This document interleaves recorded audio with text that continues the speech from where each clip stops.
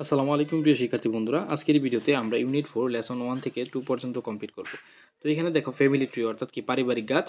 তো এতে কি বলা রয়েছে, look at the family tree, পারিবারিক গাছটি দেখো অফ ফারজানা অ্যান্ড জামিল, ফারজানা এবং জামিল সম্পর্কে। তো পারিবারিক গাছটি যদি আমরা একটু লক্ষ্য করি, যেখানে বলা রয়েছে দেখো জামিল এবং ফারজানার ছবি দেওয়া রয়েছে, তাদের বাবা এবং মা অর্থাৎ আজিজ আহমেদ এবং কি রেহানা পারভিন, তাদের ছবিও দেওয়া আছে এখানে। তারপর যদি আমরা লক্ষ্য করি আজিজ আহমেদের বাবাকে আলতাফ উদ্দিন এবং কি মাকে জাহানারা বেগম। ওকে, তো এখানে দেখো বিতে কি বলা রয়েছে, answer the questions about the family tree, পারিবারিক গাছটি সম্পর্কে যে প্রশ্নগুলো তোমাদের করা হবে তার উত্তর দিতে বলা হয়েছে। তো দেখো এখানে একই কি বলা আছে, হু ইজ জাহানারা বেগম। ঠিক আছে, জাহানারা বেগমকে, হু ইজ হার হাজব্যান্ড, তার স্বামীকে। ঠিক আছে, এগুলোর উত্তর কিন্তু এখানে উপরে রয়েছে। তো আমি যদি তোমাদের দেখাই, তো আজিজ আহমেদের মা কিন্তু জাহানারা বেগম। তো কি বলতে পারো, জাহানারা বেগম ইজ আজিজ আহমেদস মাদার। ওকে, প্রশ্নগুলোর উত্তর কিন্তু আমি পর্যায়ক্রমে দিয়ে দিচ্ছি, তোমরা ভিডিওটি পজ করে তারপরে তোমরা এখান থেকে লিখে নিও। হু ইজ হার হাজব্যান্ড, তার স্বামীকে, অবশ্যই তার স্বামীকে আলতাফউদ্দিন। তো হু এর জায়গায় তুমি যদি আলতাফউদ্দিন দিয়ে দাও তাহলে কিন্তু তোমার উত্তরটা হয়ে যাবে। ওকে, তারপর প্রশ্ন 2 তে যদি আমরা দেখি, who is Jamil and Farzana's father, Farzana এবং জামিলের বাবাকে। ঠিক আছে, তো হু এর জায়গায় তুমি আজিজ আহমেদ দিয়ে দিলে কিন্তু উত্তরটা হয়ে যাচ্ছে, Aziz Ahmed is Jamil and Farzana's father. Who is their mother, তার মাকে, বাকি তাদের মাকে। তো হু ইজ অবশ্যই কি রেহানা পারভিন, তো Rehana Parvin is their mother. তো ৩ নম্বর প্রশ্নে দেখো কি বলা রয়েছে, who is Aziz Ahmed's father, Aziz আহমেদের বাবাকে, অবশ্যই আলতাফউদ্দিন। তো হু এর জায়গায় তুমি আলতাফউদ্দিন দিয়ে দিবা, তারপর বাকিটি ঠিক রাখলে হবে। ওকে, তারপর দেখো কি বলা আছে, হু ইজ হিজ মাদার, তার মাকে।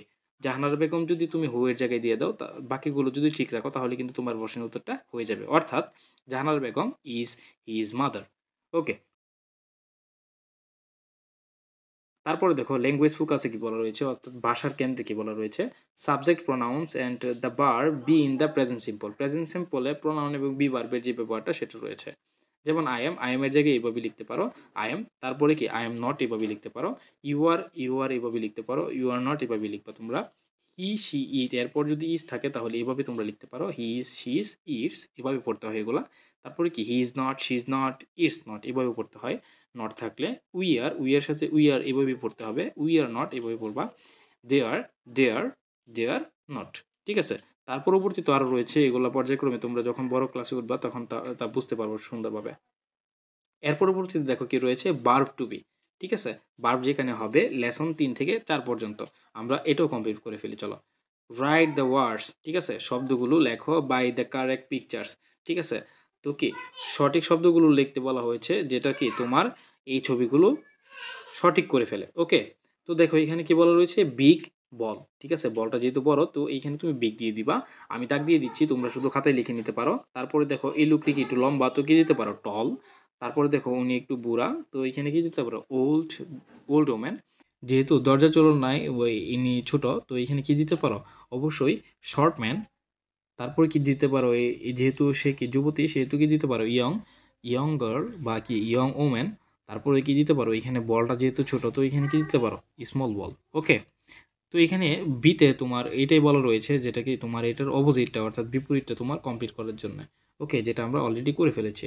তো সিতে দেখো কি রয়েছে, রিড দ্য পোয়েম অ্যালাউড। ঠিক আছে, এই দুইটা ছড়া কি খুব জোরে জোরে পড়তে বলা হয়েছে।